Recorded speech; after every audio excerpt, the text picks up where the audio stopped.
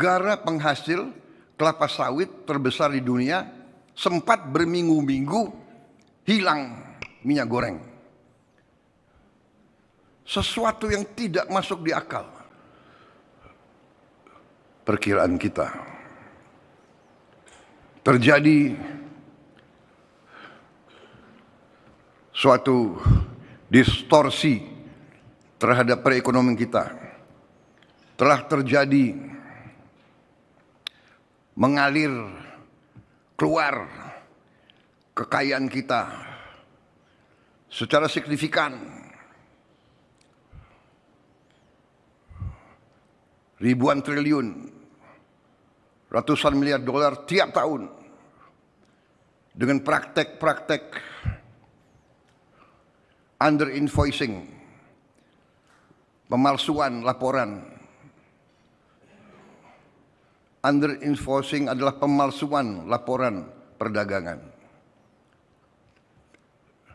Praktek-praktek transfer pricing, praktek-praktek penyelundupan. Hal-hal yang sesungguhnya sungguh tidak masuk akal dan sesungguhnya tidak adil bagi bangsa kita.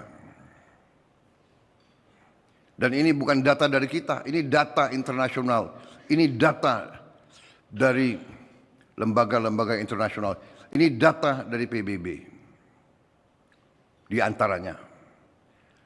Tapi seluruh bangsa sudah merasakan. Semua pelaku ekonomi sudah mengerti hal ini. Di dalam negeri dan di luar negeri. Semua tahu. Negara penghasil kelapa sawit terbesar di dunia sempat berminggu-minggu hilang minyak goreng. Sesuatu yang tidak masuk di akal. Saudara-saudara.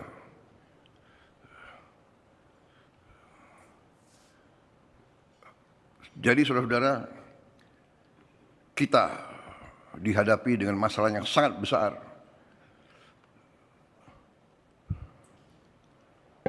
Dengan masalah yang vital. Kalau ini kita biarkan, kalau kebocoran ratusan miliar dolar kekayaan Indonesia dibiarkan terus keluar, kita bisa bayangkan nasib bangsa kita seperti apa. Karena itu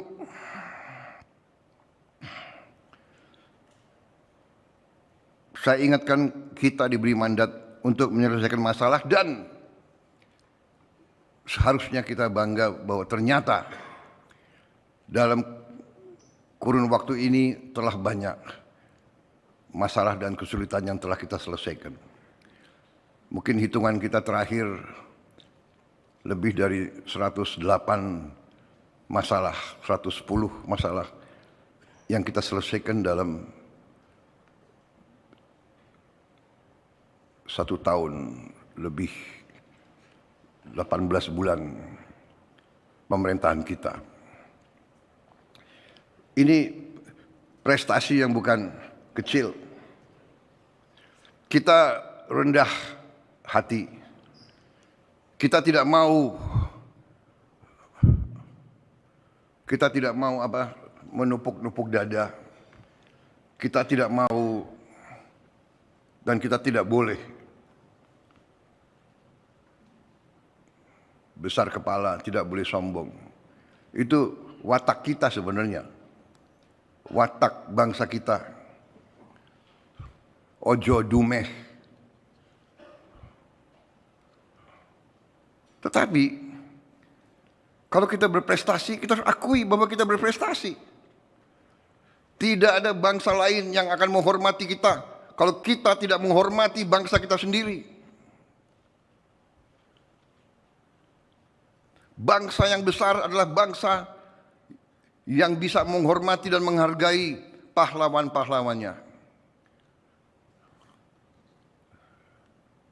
Bangsa yang besar adalah bangsa yang bisa memahami kesulitan dan tantangan yang dihadapinya, tapi juga bisa menghormati dan menghargai prestasi yang dia capai.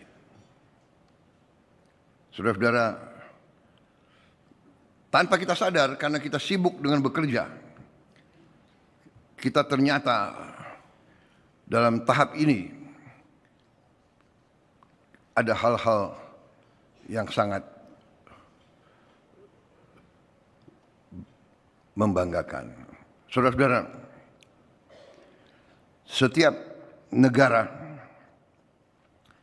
setiap perekonomian itu pasti diukur. Dan kita punya ukuran.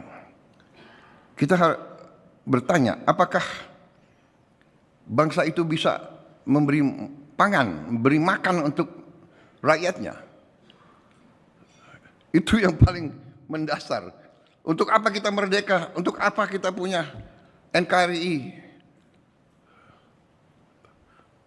Kalau kita tidak bisa memberi yang paling dasar dari sebuah peradaban.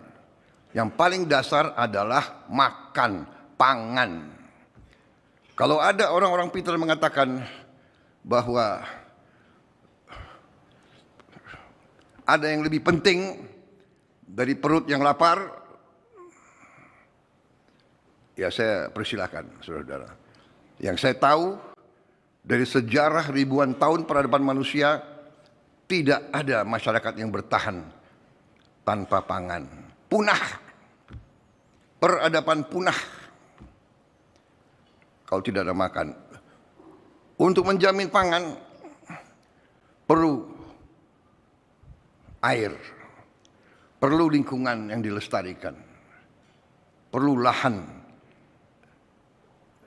yang subur, perlu kebijakan yang benar.